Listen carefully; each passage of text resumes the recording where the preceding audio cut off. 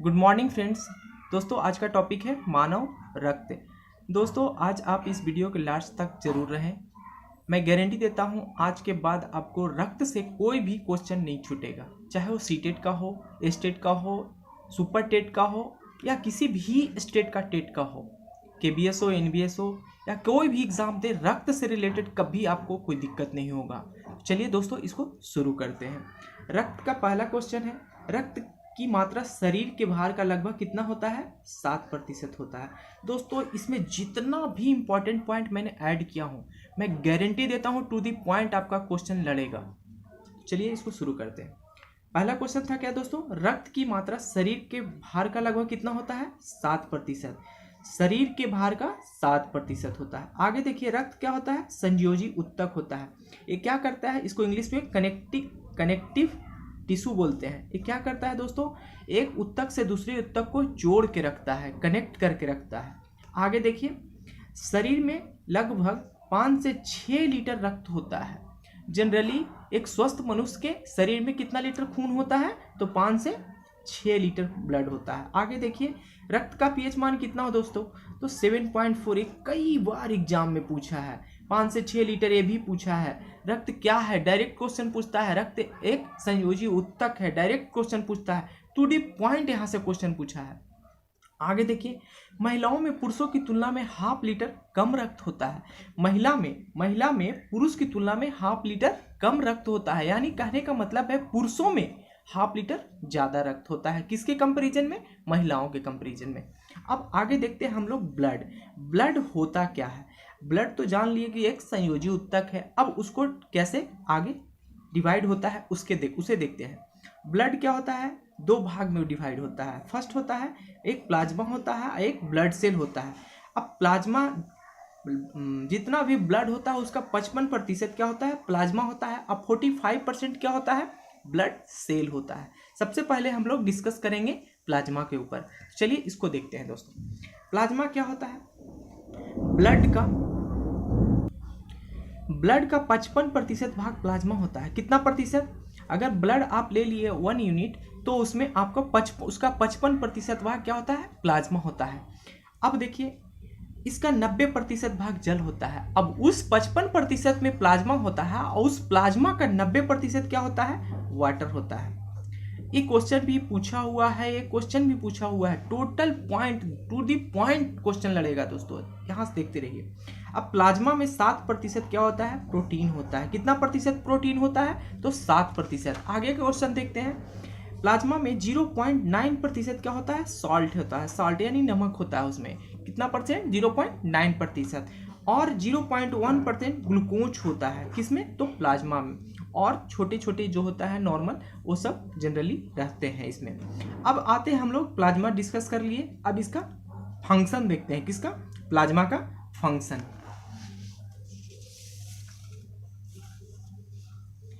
अब प्लाज्मा का हम लोग फंक्शन देखते हैं दोस्तों। क्या होता है इसका फंक्शन? तो फंक्शन ऑफ प्लाज्मा, पचे हुए भोजन। अब हम कुछ ना कुछ भोजन करते हैं, खाते हैं, पीते हैं, वो क्या होता है? पच जाता है। जब डाइजेस्ट होता है एवं हार्मोन का शरीर में संवहन किसके द्वारा होता है? पचा हुआ भोजन और हार्मोन, देखिए बहुत इंपॉर्टेंट है। पचा हुआ भोजन और हार्मोन का शरीर में संवहन किसके द्वारा होता है? तो प्लाज्मा के द्वारा होता है। ठीक है, आगे देखिए, शरीर का तापमान, बॉडी का टेम्परेचर को नियंत्रण कौन करता है? तो वो प्लाज्मा करता है। शरीर का तापमान, बॉडी टेम्परेचर का नियंत्रण कौन करता है? तो प्लाज्मा का काम है। अगर आपको एक्सीडेंट हो जाता है, घाव हो जाता है, कहीं गिर गए, तो घाव भरने का काम भी कौन करता है दोस्तों? तो प्लाज्मा का काम है। ये भी बहुत इंपॉर्टेंट क्वेश्चन है और टू दी पॉइंट यहाँ से क्वेश्चन आपको लड़ेगा दोस्तों। तो चलिए इसको आगे देखते हैं। सेरम क्या होता है दोस्तों? जो दोस्त इस चैनल पे नए हैं उनसे रिक्वेस्ट है, प्लीज़ इस चैनल को सब्सक्राइब कर लें। अगर आप हमें सजेशन देना चाहते हैं तो आप प्लीज़ हमें कमेंट कर सकते हैं। अगर आपको ये वीडियो अच्छा लगा है तो आप हमें अच्छा कमेंट भी कर सकते हैं। अगर आपको बुरा लग रहा है तो आप हमें निगेटिव कमेंट भी कर सकते हैं। तो चलिए दोस्तों यहाँ से आगे प्रोसीड करते हैं। सेरम क्या होता है? अब सेरम के बारे में जान लेते हैं दोस्तों। जब प्लाज्मा में से फ्राइबिनोजेन नामक प्रोटीन निकाल दिया जाता है। जब प्लाज्मा ले लिए, उसमें से क्या निकाल दिया जाए? फाइब्रिनोजेन नामक एक प्रोटीन है उसको निकाल दिया जाए तो शेष जो प्लाज्मा बच जाता है वही सीरम होता है दोस्तों। क्या होता है? वही सीरम होता है। यानी कहने का मतलब है प्लाज्मा में से फाइब्रिनोजेन नामक एक प्रोटीन है उसको बाहर कर दीजिए, अब जो रेस्ट अमाउंट बचेगा किसका? प्लाज्मा का, वो भी सीरम कहलाता है। अब आगे देखिए, अब हमको यहाँ पे एक वर्ड आता है फाइब्रिनोजेन। ये होता क्या है इसके बारे में जानते हैं। फाइब्रिनोजेन एक प्रोटीन है दोस्तों। इसका काम क्या होता है? ब्लड का थक्का जमने में मदद करता है। अगर आपको कट जाता है कहीं तो देखते हैं ब्लड होता है धीरे धीरे वहाँ पे बहना रुक जाता है। और क्यों होता है? तो फाइब्रिनोजेन प्रोटीन के कारण। ठीक है, तो यहाँ से ये पॉइंट भी आप लोग नोट डाउन कर लीजिएगा। आगे देखते हैं अब हम लोग किसमें, इस पॉइंट को तो हम लोग देख लिए थे दोस्तों, प्लाज्मा वाला। अब हम लोग ब्लड सेल में चलते हैं। ब्लड सेल कितना परसेंट था? तो 45%। इसको 3 भाग में डिवाइड किया गया। क्या? आरबीसी, डब्ल्यूबीसी और प्लेटलेट्स। क्या? 3 भाग में हुआ। कौन कौन? आरबीसी हो गया, डब्ल्यूबीसी हो गया। क्या हो गया? आरबीसी, डब्ल्यूबीसी और प्लेटलेट। अब सबसे ज़्यादा कौन होता है बॉडी में? तो आरबीसी होता है, उसके बाद प्लेटलेट होता है और डब्ल्यूबीसी होता है। यहाँ तक हम लोग देख लिए। अब एक एक पॉइंट को हम लोग डिस्कस करेंगे। क्या करेंगे? अब एक एक पॉइंट को आगे हम लोग डिस्कस कर लिए। प्लाज्मा का टोटल फंक्शन देख लिए। ठीक है, अब हम लोग ब्लड सेल में आ गए हैं। अब यहाँ पे हम लोग आरबीसी देखेंगे, सीरम देख लिए, यहाँ सीरम देख लिए, फंक्शन ऑफ प्लाज्मा देख लिए। अब हम लोग आरबीसी में आते हैं। आरबीसी का मतलब होता है रेड ब्लड सेल। क्या होता है? Red blood cell. इसका जीवन काल कितना होता है दोस्तों? तो 20 दिन से 120 दिन के बीच में होता है। इसका लाइफ कितना होता है किसका? आरबीसी का। तो 20 दिन से 120 दिन तक। इसको ये भी क्वेश्चन बहुत बार पूछा हुआ है दोस्तों। टू दी पॉइंट लड़ेगा क्वेश्चन, मैं गारंटी देता हूं दोस्तों, इससे बाहर आपका कोई क्वेश्चन नहीं छूटेगा। अब आगे देखते हैं इसका निर्माण कहाँ होता है। किसका निर्माण? तो आरबीसी का निर्माण कहाँ होता है? तो बोन मैरो में, जिसको हम लोग अस्थि मज्जा बोलते हैं। हिंदी में क्या बोलते हैं? बोन मैरो को अस्थि मज्जा में। आरबीसी का निर्माण कहाँ होता है? तो बोन मैरो में, अस्थि मज्जा में। अब एक क्वेश्चन बनता है, जब इसका निर्माण हो रहा है तो इसका मृत्यु भी होगा, तो इसका मृत्यु कहाँ होता है? तो लीवर और स्प्लीन, स्प्लीन को ही हम लोग बोलते हैं आरबीसी का कब्रिस्तान। ये भी डायरेक्ट क्वेश्चन पूछा है, रेलवे हो, एसएससी हो, सीटेट हो, सारा क्वेश्चन यहीं से आएगा दोस्तों। मैं चैलेंज करता हूँ एक क्वेश्चन आपको इससे बाहर नहीं आएगा। अब ये देख लिए। अब आगे देखिए, आरबीसी क्या किसके निर्माण में सहायक होता है उसको जानते हैं। प्रोटीन हो गया, विटामिन B12 हो गया और फोलिक एसिड।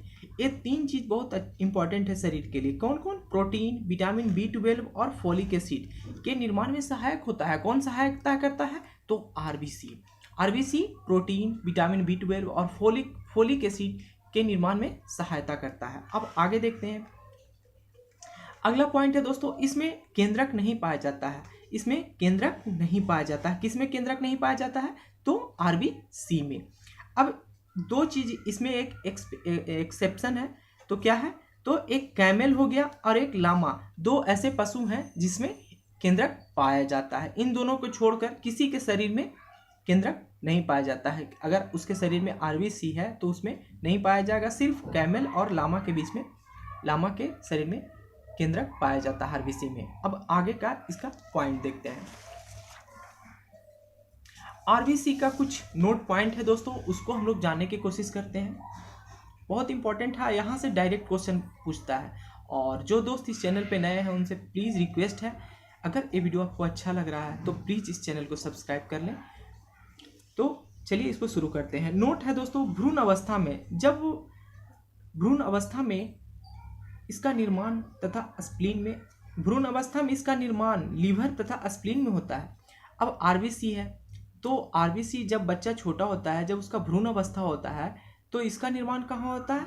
लीवर और स्प्लीन में। कहाँ होता है?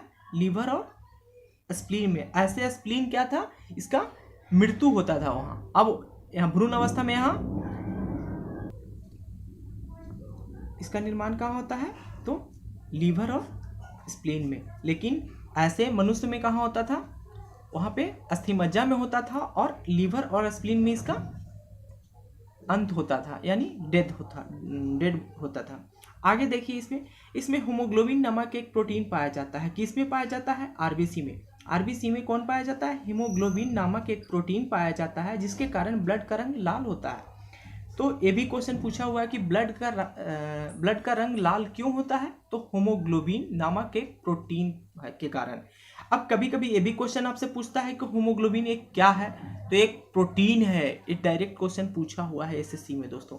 यहाँ से सब टॉपिक ध्यान दीजिएगा, यही सब क्वेश्चन आपको सीटेट में भी उठा के आपको देगा। चलिए आगे देखते हैं। ग्लोबिन लौह युक्त प्रोटीन है। क्या है? ग्लोबिन लौह युक्त प्रोटीन है जो ऑक्सीजन तथा CO2 से संयोग करने की क्षमता रखता है। अब यहाँ पे देख लीजिए, पूछ देगा आपसे कौन ऐसा प्रोटीन है जो ऑक्सीजन तथा CO2 यानी कार्बन डाइऑक्साइड से संयोग करने की क्षमता रखता है। तो आपको ऑप्शन में दिया 4 ऑप्शन दे देगा, हीमोग्लोबिन दे देगा, ग्लोबिन लौहयुक्त दे देगा और ETC कुछ भी दे सकता है। तो आपको कौन सा मारना है? तो ग्लोबिन लौहयुक्त प्रोटीन। आगे देखिए, आगे का पॉइंट है, हीमोग्लोबिन में पाए जाने वाला आयरन कंपाउंड हीमैटिन है। हीमोग्लोबिन में पाए जाने वाला एक आयरन कंपाउंड है दोस्तों। कौन सा कंपाउंड है? आयरन कंपाउंड है, जिसका नाम हीमैटिन है। कौन सा कंपाउंड है? हीमैटिन। चलिए आगे इसका फंक्शन। अब आ गया दोस्तों आरबीसी का फंक्शन ऑफ आरबीसी। अब देखते हैं इसको। शरीर की हर सेल में ऑक्सीजन, शरीर के हर ऊतक में ऑक्सीजन पहुंचाने तथा CO2 को वापस लाने का काम कौन करता है?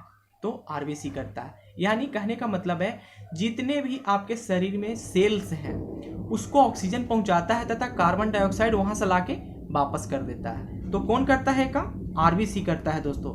अब आप जब कोई भी मनुष्य है जो सो जाता है तो उसके आरबीसी में 5% का कमी हो जाता है। क्या होता है?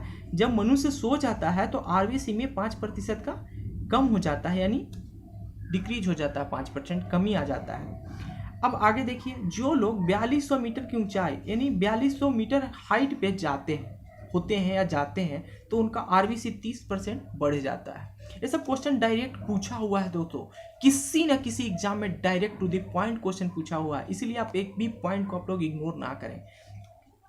पहला क्वेश्चन था, सोते वक्त 5% कम जाता है और 4200 मीटर की ऊंचाई पर जाने पर आरबीसी 30% बढ़ जाता है। ये सब पॉइंट आप लोग को बहुत इंपॉर्टेंट है। आगे देखिए दोस्तों, आरबीसी की संख्या किससे मेजर करते हैं? तो हीमोसाइटोमीटर से। डायरेक्ट क्वेश्चन पूछा हुआ है।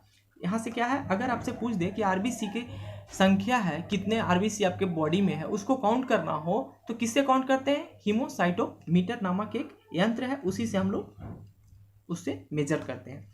अब आरबीसी की कमी से होने वाला रोग, ये डायरेक्ट आपसे पूछेगा दोस्तों कि आरबीसी के, अगर आपके शरीर में आरबीसी की कमी हो जाए तो कौन सा रोग होगा?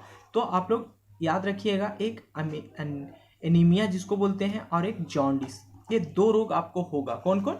एक जॉन्डिस और एक एनीमिया। तो आरबीसी की कमी से होने वाला रोग कौन कौन है? एक एनीमिया हो गया और एक जॉन्डिस हो गया।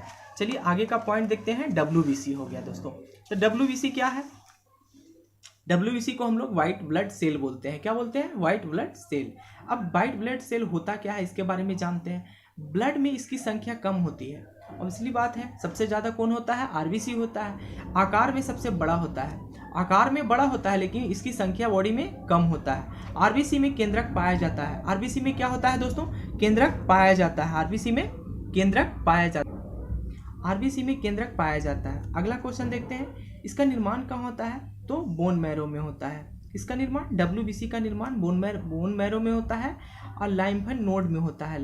लाइम्फ नोड में होता है, और कभी कभी लीवर तथा स्प्लीन में भी हो जाता है। कहाँ? तो कभी कभी लीवर तथा स्प्लीन में भी होता है। ऐसे जनरली बोन मैरो और लाइम्फ नोड में होता है। अब इसका मृत्यु कहाँ पे होता है, इसको देखते हैं। किसका मृत्यु? तो डब्ल्यूबीसी का। डब्ल्यूबीसी का मृत्यु ब्लड में ही हो जाता है, उसको खून में ही, रक्त में ही उसकी डेथ हो जाती है। अब आता है इसका जीवन काल कितने का होता है।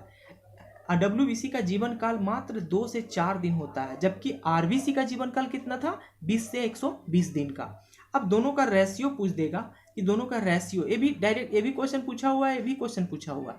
तो आरबीसी और डब्ल्यूबीसी का रेशियो क्या होता है? तो 600:1, यही इसका अनुपात में आपके बॉडी में ये रहता है। ठीक है, अब देखते हैं इसका WBC का मुख्य कार्य, मेन वर्क क्या होता है। अगर WBC शरीर में है तो उसका क्या काम होता है। तो शरीर को रोग से बचाना क्या करता है, शरीर को क्या करता है, रोगों से बचाता है। अगर कोई बीमारी आपको है तो WBC क्या करता है, उसको खत्म करने की कोशिश करता है। अब इसको देखिए, इम्यूनिटी सिस्टम को बढ़ाता है। अभी आप लोग देख रहे होंगे कि इम्यूनिटी सिस्टम बढ़ाने के लिए भारत सरकार बहुत तरीके बता रही है। तो वो क्यों करती है, अगर आपका इम्यूनिटी सिस्टम स्ट्रॉन्ग रहेगा तो WBC आपके शरीर में ज़्यादा होगा, तभी इम्यूनिटी सिस्टम स्ट्रॉन्ग रहेगा। तो इम्यूनिटी सिस्टम को अगर WBC आपके शरीर में बढ़ते रहता है तो ये समझिए कि आपका इम्यूनिटी सिस्टम इंक्रीज हो रहा है। अब आगे देखिए, शरीर के बॉडीगार्ड कहा जाता है। अब देखिए, कभी कभी सुने होंगे, क्वेश्चन आता है दोस्तों कि शरीर का बॉडीगार्ड कौन है, या शरीर का सच्चा सिपाही किसको कहा जाता है। तो किसको बोलते हैं, तो WBC को। शरीर को बॉडीगार्ड या सच्चा सिपाही बोला जाता है, किसको, WBC को। ये WBC का काम है। WBC की सहायता से घाव जल्दी भरता है। ऐसे सुनने पिछले क्वेश्चन आया था कि RBC से बन जाता है, लेकिन WBC से जल्दी घाव भरता है, क्योंकि वहाँ जितने भी जीवाणु विषाणु हो गए, कीटाणु हो गए, सबको WBC अटैक करके वहाँ उसको मार देता है, और घाव सिर्फ रहता हो तो जल्दी वो ठीक हो जाता है। अब आगे देखते हैं इसका WBC का 60 से 70% भाग, कितना भाग, 60 से 70% भाग न्यूट्रोफिल्स कण, कौन सा कण, न्यूट्रोफिल्स कण का बना होता है।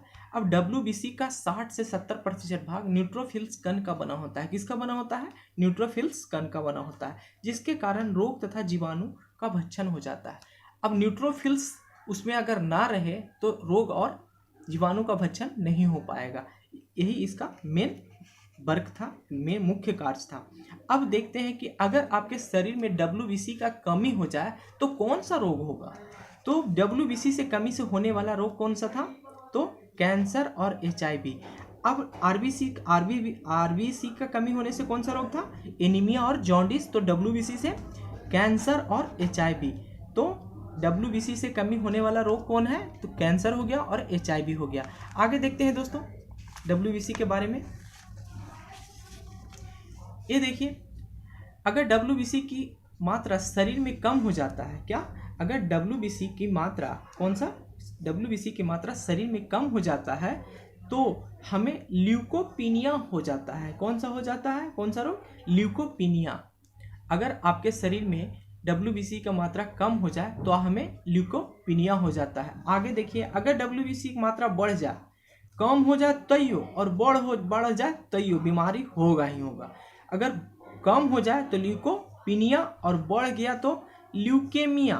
ध्यान दीजिएगा, ल्यूकोपीनिया और ल्यूकेमिया, बढ़ गया तो ल्यूकेमिया और कम गया तो ल्यूकोपीनिया। ये देखिएगा, ये कंफ्यूजन वाला पॉइंट है, इसको आप लोग ध्यान से देख लीजिएगा और अलग नोट कर लीजिएगा। आगे देखिए, अब आ गया तीसरा पॉइंट, ब्लड प्लेटलेट्स। प्लेटलेट्स का सब लोग जानते ही होंगे। अब इसके बारे में हम लोग जानते हैं, ब्लड प्लेटलेट्स क्या होता है। इसकी संख्या शरीर में कितना होता है दोस्तों, 4 से 5 लाख होता है। इसकी संख्या जितना स्ट्रॉन्ग रहेगा उतना शरीर में आपका अच्छा रह माना जाता है। ऐसे जनरली 2 से 2.5 लाख हर मनुष्य के शरीर में होना चाहिए। यह मनुष्य तथा स्तनधारियों के ब्लड में पाया जाता है। देखिए, मनुष्य हो गया, मनुष्य तो स्तनधारी है, ये कोई भी स्तनधारी, जैसे पशु पक्षी जो स्तनधारी है उसके ब्लड में पाया जाता है। यह मनुष्य तथा स्तनधारी के ब्लड में पाया जाता है। कौन सा, तो ब्लड प्लेटलेट्स। अब आगे देखिए, इसमें केंद्रक नहीं होता। अब ये सब क्वेश्चन पूछता है दोस्तों, ये सब चीज को आप कंपैरिजन, तीनों में कंपैरिजन करके आप देखिएगा कि ब्लड प्लेटलेट्स में है, WBC में है, RBC में है, ऐसा करके आप लोग कंपेयर करके देखेंगे तो जल्दी याद हो जाएगा। अब देखिए, इसमें केंद्रक नहीं होता है। क्या नहीं होता है, तो ब्लड प्लेटलेट्स में केंद्रक नहीं होता है। निर्माण कहाँ होता है, तो बोन मैरो, अस्थि मज्जा में भी इसका निर्माण होता है। किसका, प्लेटलेट्स का निर्माण कहाँ होता है। अब आपसे डायरेक्ट क्वेश्चन पूछ देगा कि प्लेटलेट्स का निर्माण कहाँ होता है, तो बोन मैरो में होता है। अब इसका जीवन काल कितना है, 3 से 5 दिन होता है। ठीक है, इसका जीवन काल कितना होता है दोस्तों, 3 से 5 दिन होता है। WBC का जीवन काल तो 2 से 4 दिन, और RBC का जीवन काल 20 से 120 दिन होता है। अब मृत्यु कहाँ होता है, प्लेटलेट का मृत्यु कहाँ होता है, स्प्लीन में होता है। प्लेटलेट्स का मृत्यु कहाँ होता है, स्प्लीन में होता है। अब इसका वर्क क्या है, प्लेटलेट्स अगर आपके शरीर में है तो उसका काम क्या है दोस्तों। ब्लड का थक्का जमने में मदद करता है। क्या करता है, ब्लड में थक्का जमने में मदद करता है। अगर आपका शरीर में कहीं कट गया, ब्लड क्लॉटिंग हो जाता है, तो थक्का जमने में आपको ये मदद करता है। यही इसका मेन वर्क है। अब देखिए, प्लेटलेट्स अगर शरीर में कम हो जाए तो कौन सा रोग हो जाएगा। प्लेटलेट्स की कमी से होने वाला रोग है कौन, चिकनगुनिया। आप लोग सुने होंगे, मच्छर से होता है, और डेंगू ज्वर।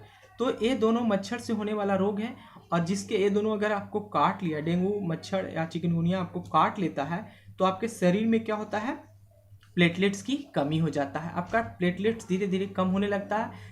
अगर ज़्यादा कम हो जाता है तो मनुष्य की डेथ भी हो जाती है। आगे देखते हैं ब्लड का क्या कार्य है। हम लोग पूरा आरबीसी देख लिए, डब्ल्यूबीसी देख लिया और प्लेटलेट देख लिया, 3 उसका पार्ट था, उसको हम लोग देख लिए। अब मेन देखते हैं कि ब्लड का क्या कार्य है, उसको देखते हैं। तो ब्लड का कार्य क्या क्या है दोस्तों, रक्त में ताप का नियंत्रण करना। पीछे अभी हम लोग पढ़े थे क्या, रक्त का ताप का नियंत्रण तथा शरीर को रोगों से रक्षा करना। अगर आपके शरीर में ब्लड नहीं रहेगा तो आप बीमार रहेंगे। कम हो जाता है ब्लड, देखते हैं ब्लड सप्लाई करना पड़ता है। तो यही होता है दोस्तों, ताप का नियंत्रण करता है ब्लड और शरीर को रोगों से रक्षा करता है। अब आगे देखिए, शरीर के वातावरण को अस्थायी बनाए रखना तथा घाव को भरना। शरीर में जितने भी वातावरण है यानी टेम्परेचर है उसको मेंटेन करता है, किसी प्रकार की बीमारी ना हो उसको देखता है। तो एक तरह का सराउंडिंग वातावरण को बनाए रखता है, तथा घाव, अगर आपके घाव है शरीर में, उसको जल्दी भरने का काम करता है। अब देखिए, ब्लड का थक्का बनाना, ये ब्लड का ही काम है, ठीक है। किसके कारण होता है, तो प्लेटलेट्स के कारण होता है। अब देखिए आगे, O2, CO2, पचा हुआ भोजन, ये हम लोग पीछे देखे हैं, तथा एवं हार्मोन का संवहन करता है। किसका संवहन करता है, तो ऑक्सीजन, CO2, पचा हुआ भोजन एवं हार्मोन हर सेल्स तक पहुंचाता है दोस्तों। अब आगे देखिए, मानव शरीर में हिपेरिन, कौन, हिपेरिन के कारण रक्त नहीं जमता।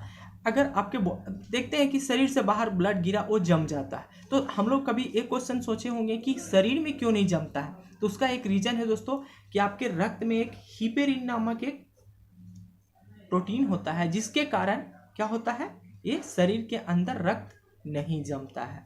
तो ये रहा आज का पूरा रक्त का लेक्चर दोस्तों। अब मैं गारंटी देता हूं कि आपको यहाँ से 100% क्वेश्चन बनेगा, एक भी क्वेश्चन नहीं छूटेगा दोस्तों। और आपसे रिक्वेस्ट है कि प्लीज़ इस चैनल को सब्सक्राइब करें तथा ज़्यादा से ज़्यादा अपने दोस्तों को शेयर करें दोस्तों। धन्यवाद दोस्तों।